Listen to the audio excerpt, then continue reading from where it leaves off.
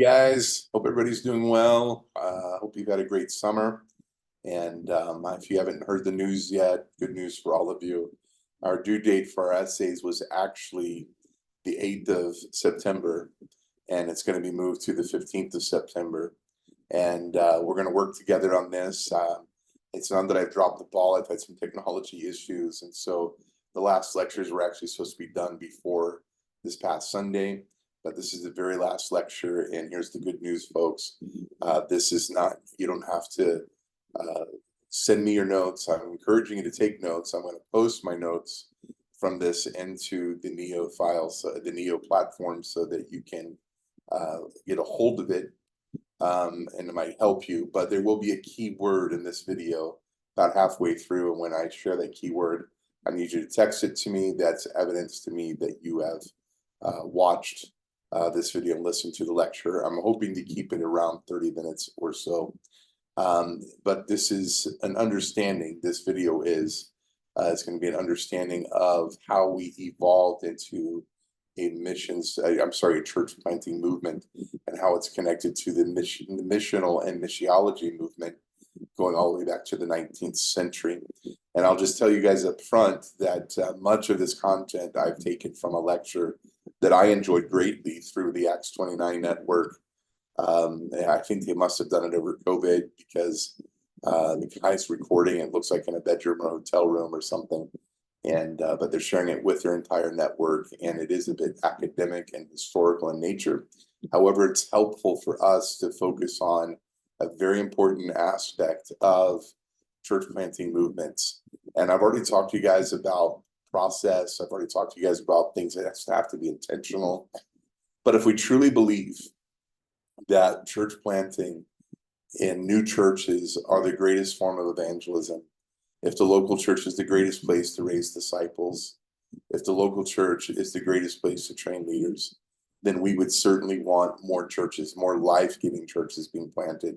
And so we have defined throughout this entire course that a church planting movement is the rapid reproduction of churches. And this is going to lay a foundation to why this is important, in some key aspects that we will find from the missional movement starting back from the 19th century. A major paradigm shift started taking place among missions, and how that led into the church planting movement. And so I'm going to try to keep it brief and concise, but it is quality information that I think will help shape our thinking. Now, I'm at my son-in-law and daughter's home. It's actually a missions base that our organization has here in Budapest, outside of Budapest, Hungary. And we're on baby watch, waiting for our first granddaughter to arrive. And so grateful to be able to spend this time with them. Also grateful to be able to come to you guys. So with the adjustment of the dates, it's giving you guys an extra week. It's also going to give me an extra week. And I have two things that I'm going to do during that time. Number one is I'm going to do my very best, as long as everything goes well with my granddaughter's birth. I'll be doing my very best to catch up all of the grading up to this class. And so you'll be able to have your grades turned in and back to you, and know how well you've done on the last two classes. And the second thing is that this is going to switch what I wanted to do, or what we discussed about doing for the next class, which was ecclesiology, which is the theology of the church, or the study of the church. And we are going to pause that because I'm still developing it. And this is the trade-off we'll have with me giving you an extra week. And we're going to go right into leadership principles, or effective leadership. I'm already teaching it at our local Bible college or school in Belgium. And so it's going to make things a little bit easier for me to help catch everything up. And as well, I think it's going to be a real inspiring course for all of you guys. And I hope you guys are continuing to grow and to learn, and get great feedback from you guys. And we're going to push right on through up until about Christmas time. And then we'll get a little bit of a pause, and then we start back up again. So guys, I hope you're enjoying it. It's been great. I've been enjoying it myself. All right. So let's jump into our lecture here. I did not do a PowerPoint or media slides, but I will share my notes with you here as we go through this. And again, I will post these in Neo so you can have a copy of it as well. All right. So I want to talk about how the paradigm shift of the 19th century missions movement led to what is considered now the church planting movement that we're experiencing. And you're going to see the way this correlates. I'm going to name some of the big players throughout history that has helped with this. Some of this you might want to research on your own. Again, if I haven't said it, which I think I have, a lot of this I've gotten from the Acts 29 network, which was a really great and inspirational lecture for me. And I hope it encourages you guys as well. As we look through the paradigm shifts of the 19th century missions, what we'll see as a timeline of how things progressed was the global expansion to the West, or of the West. And this is the global expansion that you know, the Louisiana Purchase that took place in the 1800s, and the advancement of colonies and societies, which eventually ended up impacting other, not just cultures, but nations and countries. If we go further back to the 1600s and even the 1700s, particularly with the Moravian missions movement, I've written my seminary thesis on that topic. But we'll even see in the 16th century with the Puritans and their goal in missions. And we see in the 18th century and their goal in missions, where they're sending out single individual missionaries out, often in teams. We see this global expansion happening in the 19th century. And that mindset of what missions was began to shift and led to what became a missional study, or a missiology understanding, or new understanding of the advancement of the gospel. And so as the West is expanding and they begin to colonize other countries and regions and cities, and they begin to infiltrate Western culture into those societies. Now, this isn't necessarily because of missions. This is just the advancement of society at the time. But a big player in that is the colonization and the connection that it had in missions. We're the West colonizing itself, as well as the missions movement of the church. They begin to unite. And so it ended up being that there's a lot of churches or Christians that are involved in colonizing communities and starting businesses in those places. This leads to the formation of new mission societies. And there's a list of them you can look at in the 18th and 19th century. But in the 19th century, a lot of this began to shift, and they began to provide school and education, provide other social services. Again, the collision of society and missions coming together. And there began to be a thinking that there needed to be an indigenous effort, meaning the launching of an indigenous ministry movement or missions movement to raise up local leaders in the countries and the cities and the communities that the church was beginning to penetrate. And this is what formed the idea of missiology as an independent study, as independent from biblical studies or theology. And this is where a small group of missionaries and theologians come together, and they had the idea, we need to raise up indigenous leaders. The indigenous leaders, an indigenous person is, if you're from Belgium, Quentin's from Belgium, he's indigenous Belgium. Björn is German, but was sent as a missionary to France. And so his job would be to raise up the indigenous people group. The same with me as an American in Belgium and also the other countries that I serve in, to help equip and raise up this indigenous people group, meaning the people that are from there, their history's there, their ancestry there, their culture is part of this country, part of those countries. And this is where the idea came that we need to be raising up indigenous local leaders from those countries and those nations, as if that was a new idea, but it was during this time. It was no longer the idea of missionary-led churches and discipleship home groups, whatever you want to call it. It was the idea that we have to penetrate the local indigenous culture. And this is where missiology began to evolve. It began to study missions. It began to study theology and sociology. Sociology, the way that people, the psychological part of how people connect and work together. Anthropology, the study of people and cultures. This is where all of these disciplines began to connect and form the missiology movement. So the traditional challenge with missions was simply this, that the ministry was dependent upon a missionary and not the locals. That it would, and because of that, westernized missionaries would be sent. And so therefore, to reach the people, it was expected that the culture groups that you would go to, that they would take on a Western mindset. And in fact, there is a picture that I saw today in the midst of the study where they show an Indian chief who was then Christianized or brought to the Lord. And in one picture, he's in his full Indian garb as a chief. In his next picture, he's got Western clothes, clean cut, haircut. His entire identity had changed. And that's what missions was considered. But there was a shift that said, we need to not change the culture, of course, unless it's contrary to scripture, but we're here to present the gospel and to allow the culture to reach itself. And this was the big shift that happened in the 19th century movement of moving west and the colonization, is that people began to understand, okay, the paradigm of missions needs to change. And so this is what led to the launch of church planting movements.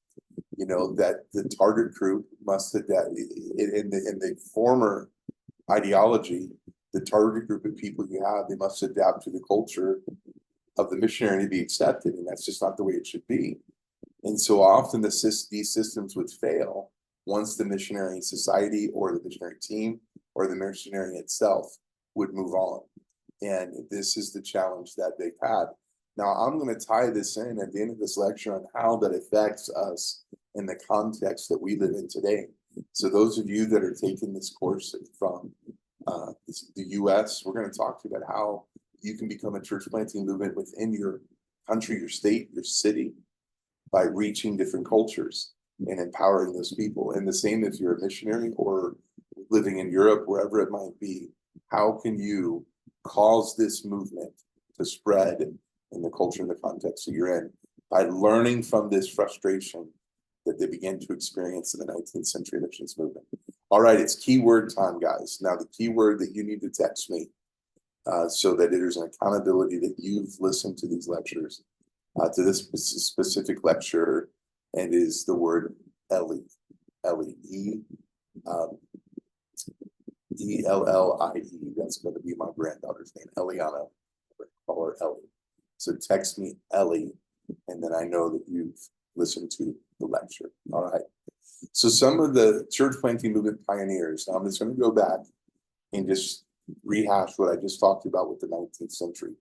As the global expansion of the West began to infiltrate countries and specifically the new lands, the United States, and advance throughout the Western idea throughout the world, the church began to tie into that, and the missions movement began to work with that it became a colonization and trying to bring people into Western culture. Therefore, then we can present the gospel to them.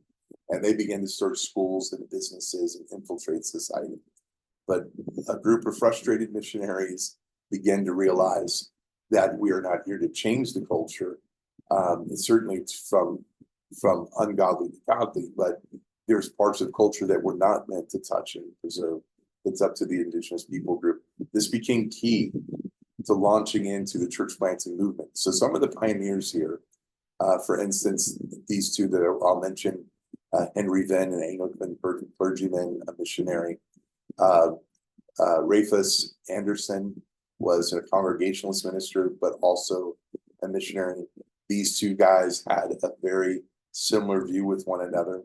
Anderson's view was that churches should be self-supporting, that local Christians take the ownership of those churches, that locals should be planting the churches, not just the missionary. Then had a similar viewpoint with a few additions, that the indigenous churches would adopt their regions, so that the indigenous churches would plant, and then they would adopt their entire region, and they would disciple them, and they would end up planting new churches, not the missionary, but the indigenous people group doing that. And it seemed to be an easier He felt it was easier for those of the same culture to reach their own, even in the different regions where they lived, because of the cultural similarities that were there. And he also felt that we shouldn't start a church unless we're empowering the local people. So let's don't start churches unless the local people are being empowered to do it. And then desired that to see self-supporting, self-governing, and self-producing missional churches. This is where that shift began to come. These missionaries began to say, we need to make a shift in what we're doing. Maybe what they've done was great, and people were coming to Jesus, but it became very dependent on the West. It became very dependent on the missionary culture and people adapting to that. But we know that it's much easier to reach your own when people can relate to language, culture, identity, all of those things. So his idea was this, that if the locals were part of the process, that there was a collaboration with the locals, that they would take the ownership, and it would be much more effective and much more efficient. And so this is what I feel is an important part to understand when it comes to our context in our cities of planting churches. And I'm, again, in just a few minutes, I'm going to talk about how that relates to us. But if we begin to collaborate with leaders in local places, people in the inner cities, people in small towns, people that are generationally understood, meaning young adults, the churches that are primarily young adults, and those that come from different generational backgrounds. If we begin to collaborate with them and empower them, that's when this rapid multiplication can get started. It's such a simple thought, but it was first discovered and first stressed on from the 19th century missionary movement. Let's go back to the notes. There we go. All right.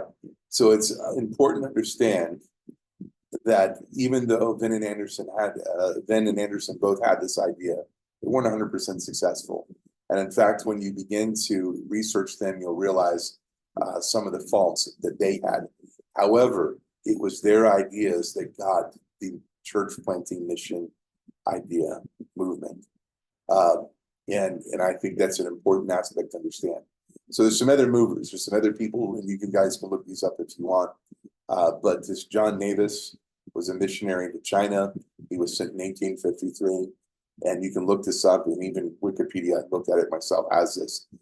He has what was called the Nevis Plan. And I'm going to explain a little bit about this in a moment after I present these three. Ronald Allen, another missionary sent to China in 1895, all in the 19th century, focused on indigenous church planting.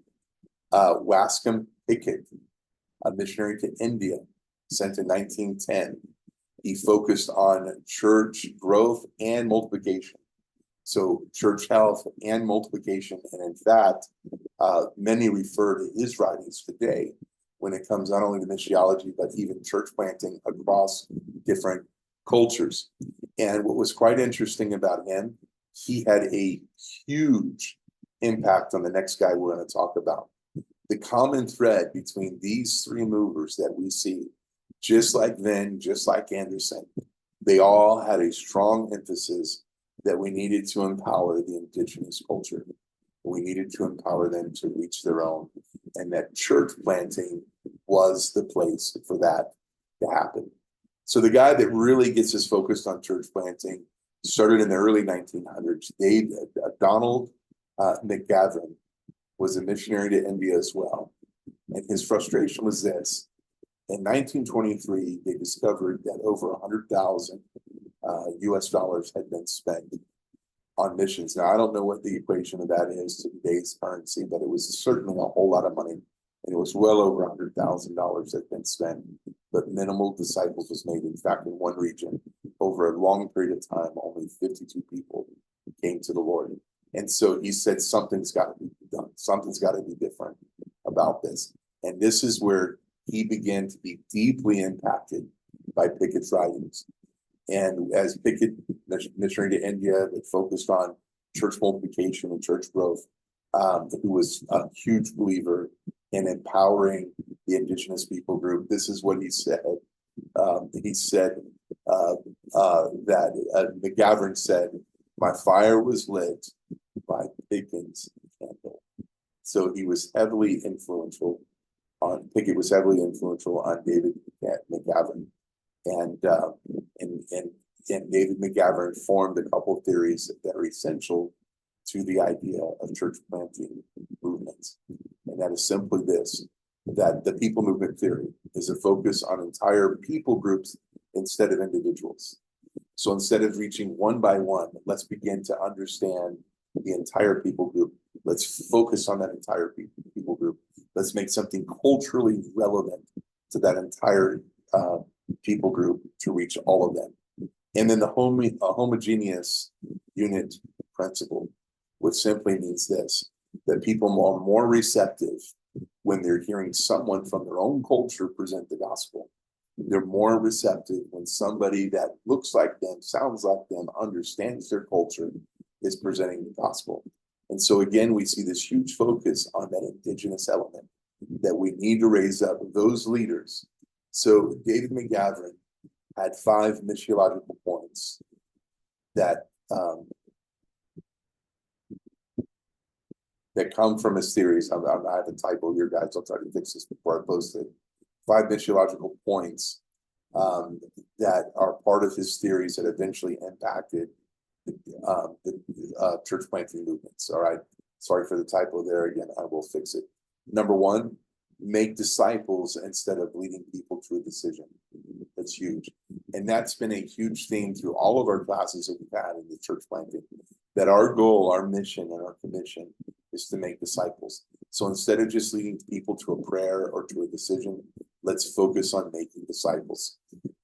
He used sociological data, began to study societies, to understand the way that they think, to best form the approach to reach those cultures.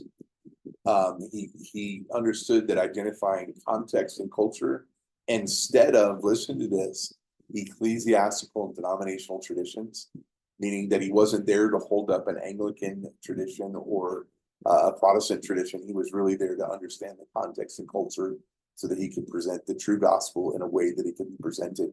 And that is always through the indigenous leader, that it was far more important to understand the culture, to develop the methods to reach the people so that they can make disciples. To understand that people, that people converse, meaning communicate, talk, and trust the people within their own culture.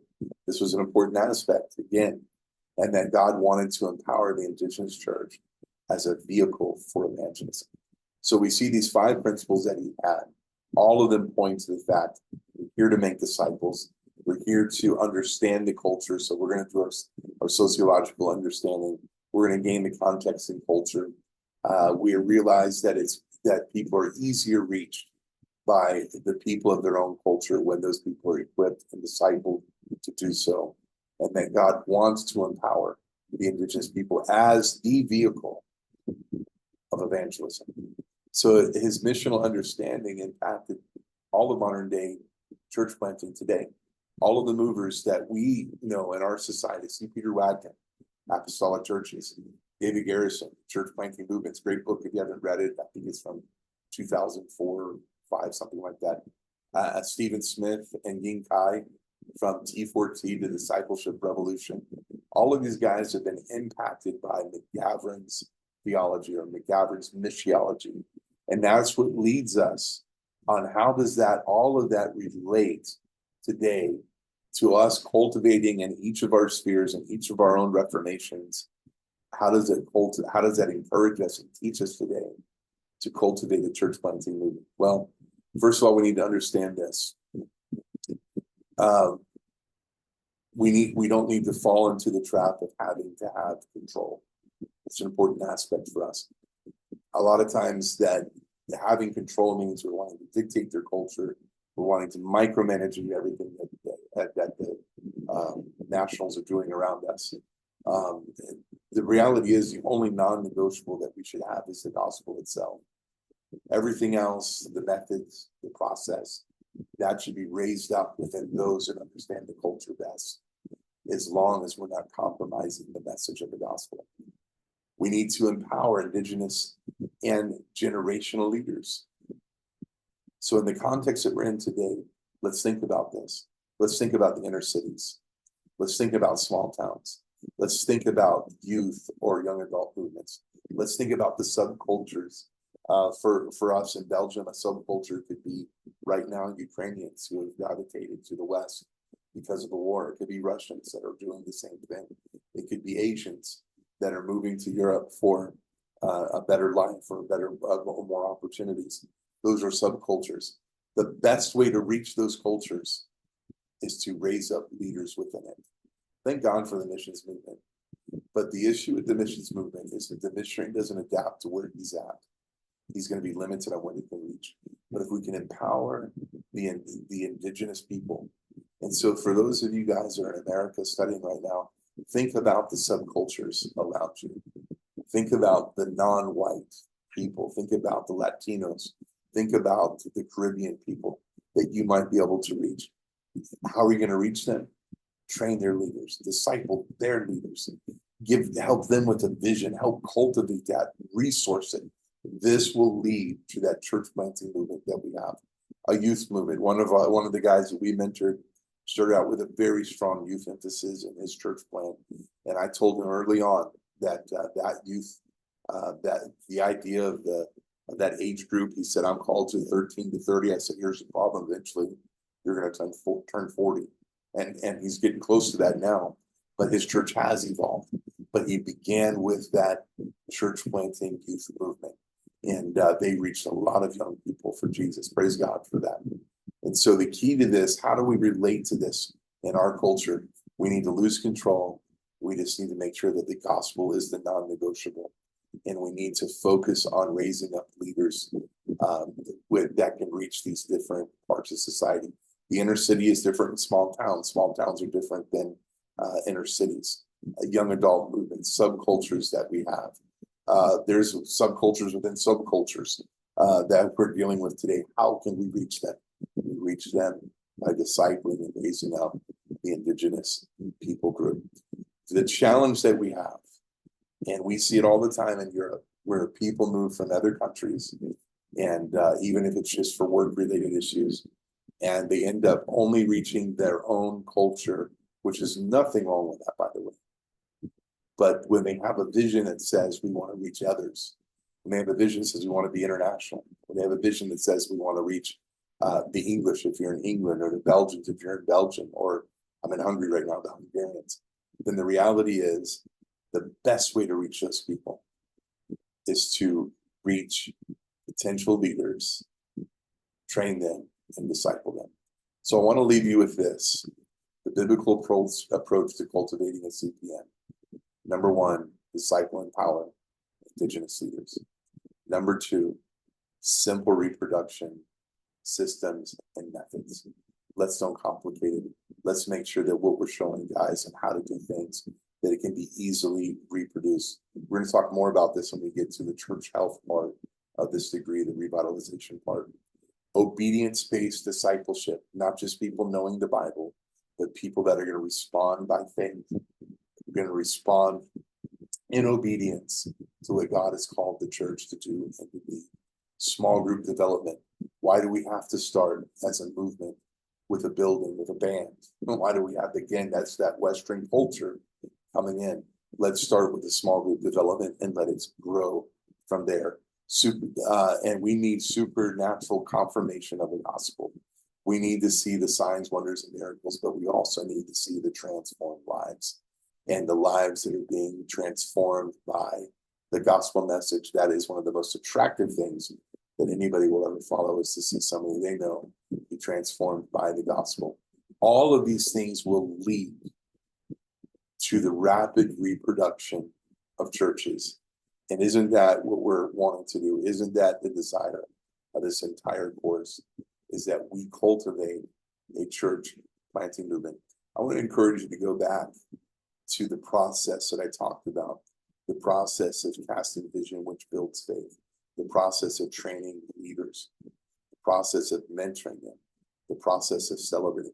Go back to those processes that we talked about early on in this course and begin to think, how can I cultivate a movement within my city, within my country, within the regions and the areas that God has called you to influence and reproduce. Even in Hungary, not Hungary, I'm sorry, even in Ukraine right now, where a war is going on, it's one of the countries that I've been asked to give oversight to.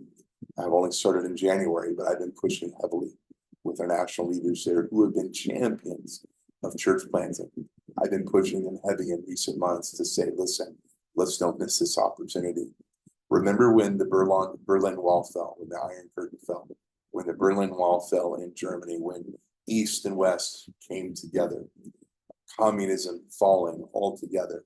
Remember that period of time in the late 80s. Two organizations were ready to go as soon as it happened, Coca-Cola and McDonald's.